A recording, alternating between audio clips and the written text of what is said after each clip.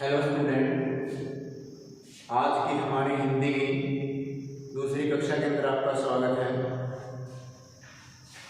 कक्षा 9वीं का हमारा जो दूसरा अध्याय है लहासा की ओर, इसके बारे में आज हम पढ़ेंगे, रिवीजन करेंगे, दोहराई करेंगे। जिन बच्चों का पिछला काम रहता है, जो नए बच्चे आए थे वो भी साथ में दोहराई करेंगे, और जिन बच्चों ने रिवीजन करना है वो भी साथ में रिवीजन करेंगे। क्या क्या इस सेशन के अंदर मेन चीजें हैं जो आपने याद रखना है। पाठ का नाम है लहासा की ओर। इसके जो लेखक हैं वो कौन है? राहुल सांकृत्यायन। राहुल सांकृत्यायन जी की एक यात्रा वृतांत है लहासा की ओर, इसके बारे में हम पढ़ेंगे। इसमें क्या बताया गया है? संकलित अंश है जो राहुल जी की प्रथम यात्रा है, तिब्बत यात्रा, वहां से लिया गया है।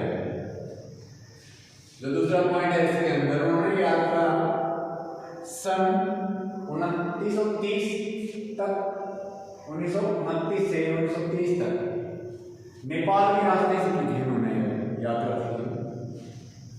उन्होंने यह यात्रा एक भिखमंगे के वेश में, इसके वेश में की, एक भिखमंगे के वेश में, क्योंकि वहां पर यात्रा करने में बहुत ज्यादा जोखिम था। जान जोखिम में डालकर उन्होंने यात्रा की थी। इस समय जो यात्रा वृतांत था उनका, जो उन्होंने पूरा किया, उस समय के तिब्बती समाज के बारे में उसमें जानकारी मिलती है इस यात्रा वृतांत कि उस समय जो तिब्बत का समाज था वो कैसा था, उसके अंदर क्या क्या बुराइयां थी, क्या क्या अच्छाइयां थी, क्या कमी थी, क्या दोष थे, क्या गुण थे।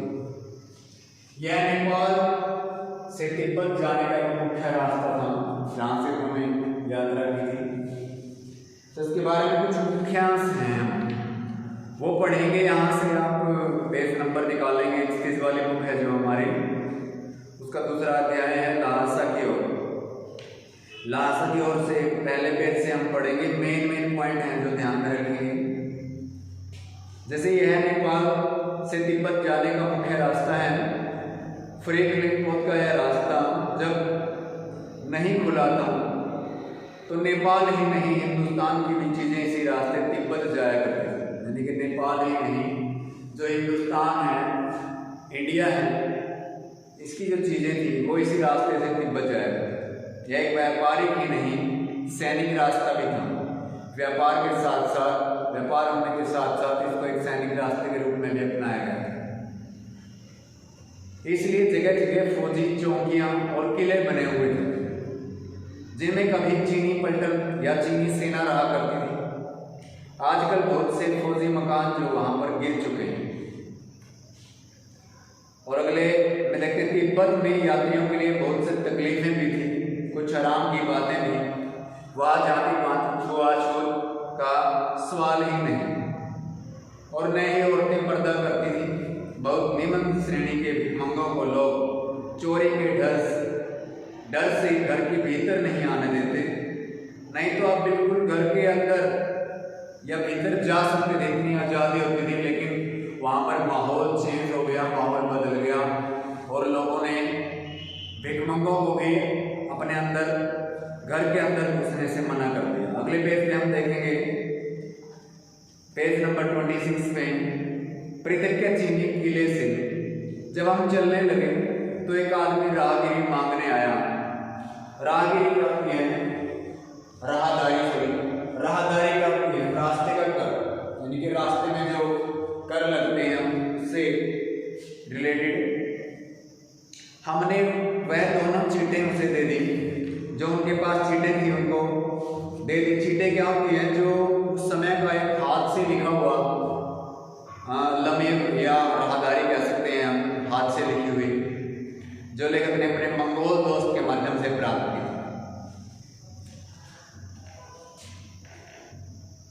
और शायद उसी दिन हम थोंगला के पहले के आखिरी गांव में पहुंच गए। यहाँ भी सुनती के जान पहचान के आदमी थे, और भिखमंगे रहते भी ठहरने के लिए अच्छी जगह मिली। जो सुनती थे वो कौन थे? लेखक को यात्रा के दौरान मिले मंगोल भिक्षु थे, जिनका नाम लॉब्जन शेख था। इसका अर्थ है सुनती प्रकृति। अतः सुविधा के लिए लेखक ने उसे सुमति नाम से पुकारा था, यानी कि सुविधा के लिए लेखक ने उनका नाम सुमति रख दिया। तो अगले पैराग्राफ में देखते हैं, अब हमें सबसे विकट डांडा थोंगला पार जाना। डांडा क्या होता है? यहाँ पर जो डांडा है वो एक ऊंचे स्थान को बोला है, जो वहां का ऊंचा स्थान था, बेहद ऊंचा स्थान था, उसको डांडा बोला गया है। डांडे तिब्बत में सबसे खतरे की जगह है, वहां पर खतरनाक जगह है। 16-17,000 फीट की ऊंचाई के कारण हम दोनों तरफ मीलों तक कोई गांव गिराव नहीं देखते थे। गांव गिराव मतलब है कोई गांव या देहात वगैरह जहाँ पर लोग रहते थे वो दिखाई नहीं देता था वहां से। कितना खूंखार और भयानक रास्ता और जगह थी वो। नदियों के मोड़ों और पहाड़ों के कोनों के कारण बहुत दूर तक आदमी भी देखा नहीं जा सकता था, यानी कि सुनसान सा रास्ता था बेहद। और सरकार, खुफिया विभाग और पुलिस वहाँ के रास्ते पर ज़्यादा खर्च नहीं करती थी, और हथियार का कानून भी वहाँ पर न होने के कारण लाठी की तरह लोग पिस्तौल और बंदूक लिए घूमते थे वहाँ पर। डाकू यदि जान से न मारे तो खुद अपने प्राणों का खतरा उनको रहता था। तो बहुत यानी कि कह सकते हैं कि बहुत खतरनाक जगह थी वहाँ पर। लेकिन पहाड़ की ऊंचाई और जो चढ़ाई थी वहाँ पर, जहाँ पर उनको सामान लाद कर चलना पड़ा, और उनका अगला पड़ाव था जो 16 से 17 मील से कम नहीं था। मैंने सुमति से कहा कि यहाँ से लंगपुर जाने के लिए 2 घोड़े कर लो, सामान भी रख लेंगे और चढ़ भी लेंगे साथ में। तो दूसरे दिन हम घोड़ों पर सवार होकर चल पड़े। लेकिन कहता है कि हमने 2 घोड़े वहाँ से लिए और उन पर सवार हो गए। डांडे से पहले जगह हमने चाय पी और दोपहर के वक्त डांडे के ऊपर जा पहुँचे, यानी कि डांडा जो होता है वो ऊंचा स्थान, बेहद ऊंचा स्थान था, वहाँ पर जहाँ पहुँचे हो, जो समुद्र तल से तकरीबन 17 से 18,000 फीट की ऊंचाई पर था।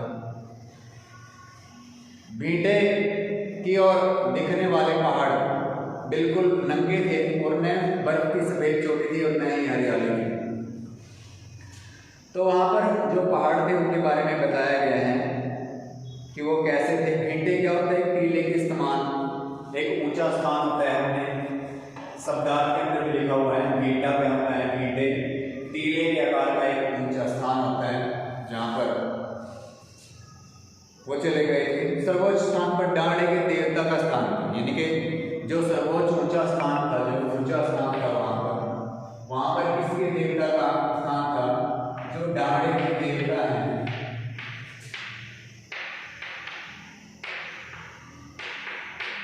उनका स्थान था। वहाँ पर ऊंचा स्थान था, जो डांडे के देवता जो थे उनका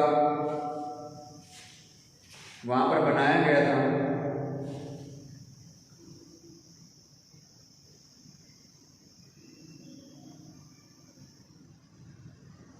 जो पत्थरों के ढेर, जानवरों के सींगों और रंग बिरंगे कपड़ों की झंडियों से सजाया गया था जिसको स्थान को। और हमें बराबर ऊंचाई पर चलना था। चढ़ाई तो कुछ दूर थोड़ी मुश्किल थी, लेकिन उतराई बिल्कुल नहीं, यानी कि चढ़ना बहुत मुश्किल था और उतरना कैसा था? आसान। चढ़ाई से उतरना वैसे भी आसान होता है, लेकिन थोड़ा ध्यान से उतरना पड़ता है देखकर। शायद तो एक और सवार साथी थे जो हमारे साथ चल रहे थे। मेरा घोड़ा कुछ धीमा चलने लगा। मैंने समझा कि चढ़ाई की थकावट के कारण ऐसा कर रहा है, और मैंने उसे मारना भी नहीं चाहा। धीरे धीरे वह पिछड़ गया और मैं डोंकी बकस्तों की तरह अपने घोड़े पर झूमता हुआ चला जा रहा। डोंकी बकस्तों का मीनिंग यहाँ पे क्या है? जो स्पेनिश उपन्यासकार थे, जो उनका जो यहाँ पर उनको क्या कहा गया? डोंकी बकस्तों कहा गया, जो स्पेनिश के उपन्यासकार थे और जो घोड़े पर चलता था। तो उनको मानते हुए डोंकी बकस्तों की तरह की लेखक कहता है कि मैं उनकी तरह ही घोड़े पर झूमता हुआ चला गया। जान नहीं पड़ता कि घोड़ा आगे जा रहा है या पीछे जा रहा है। जब मैं जोर देने लगता तो वह और भी सुस्त हो जाता है, लेकिन जब उसको चलाने के लिए जोर देता लेकिन उसके ऊपर, तो क्या हो जाता था? वो और भी सुस्त और धीमा, आलस से भरा हुआ हो जाता था। एक जगह 2 रास्ते फूट रहे थे। मैं बाएं का रास्ता ले मील 1.5 मील चला गया आगे, घर से पूछने से पता चला कि लंगोर का रास्ता दाहिने वाला है। फिर लौटकर उसी रास्ते को पकड़ा। 4-5 मील या 4 मील भर ही था वो, और सुबह के 4-5 बजे के करीब गांव से मील भर था। तो सुमति इंतजार करते हुए वहां पर उनको मिले। अगले पेज से देखते हैं अब हम तिंगरी के विशाल जो मैदान था उसके अंदर थे, जो पहाड़ों से घिरा हुआ टापू सा मालूम होता था, जिसमें दूर तक एक छोटी सी पहाड़ी मैदान के भीतर दिखाई पड़ती। उसी पहाड़ी का नाम है तिंगरी समाधि गिरी। यानी कि बहुत ऊंचाई पर उनको चढ़ना पड़ा, और चढ़ते चढ़ते वो बिल्कुल थक चुके थे, इतनी चढ़ाई थी वहाँ पर। और जिस गांव में उनको ठहरना था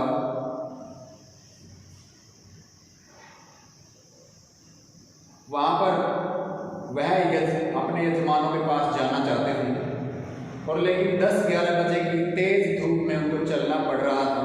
तिब्बत की धूप भी कड़ी मालूम होती थी। यदि थोड़े से भी मोटे कपड़े से सिर ढांक ले तो गर्मी खत्म हो जाती।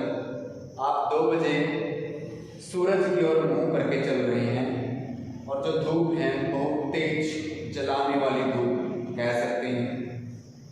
तो इस प्रकार उनकी यात्रा कैसी रही, और बहुत कठिन रही, बहुत यानी कि उनको बहुत मुश्किलों का सामना करना पड़ा इस यात्रा के अंदर उनको। और रास्ते में चलते चलते उनको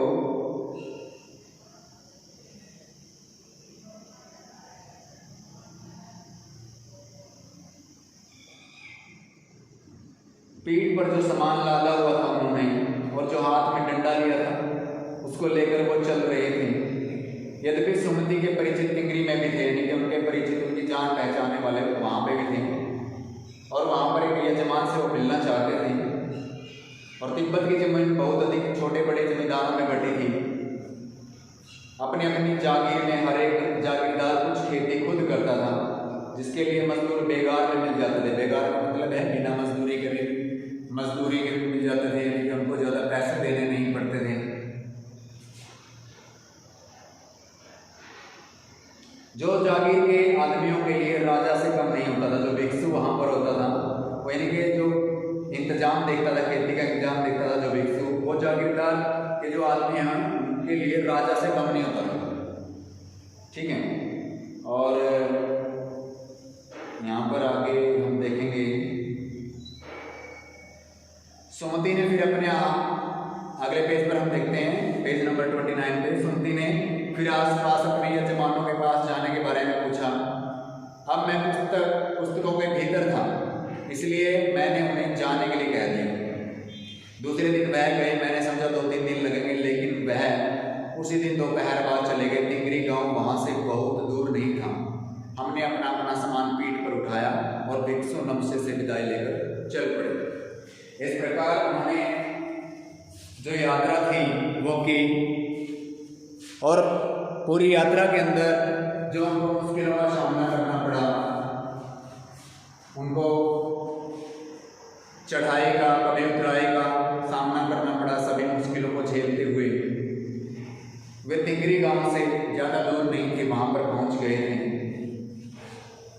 और एक भिक्षुओं का जो बौद्ध धर्म से रिलेटेड है एक स्थान है, जिसके बारे में इस अध्याय के अंदर बताया गया है। बौद्ध भिक्षुओं का स्थान बोध गया।